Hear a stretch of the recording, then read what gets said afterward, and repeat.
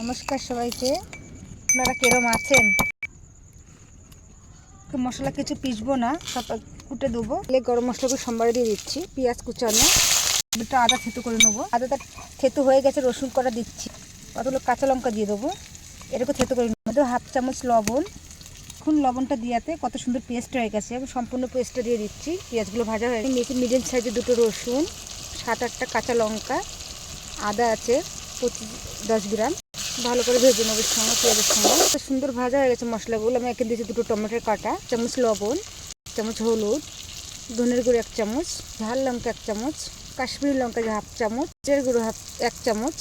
আমি কোনো মশলার ব্যবহার করব না, বাটা মশলা। আমি মাংসগুলো ধোয়া মাংসগুলো দিয়ে দিচ্ছি। আগে খুব ভালো করে ধুয়ে রেখেছিলাম মাংসগুলো। মাংস আছে 600 গ্রাম। এখন 4টে রসুন দিয়ে দিচ্ছি আমি আস্তই।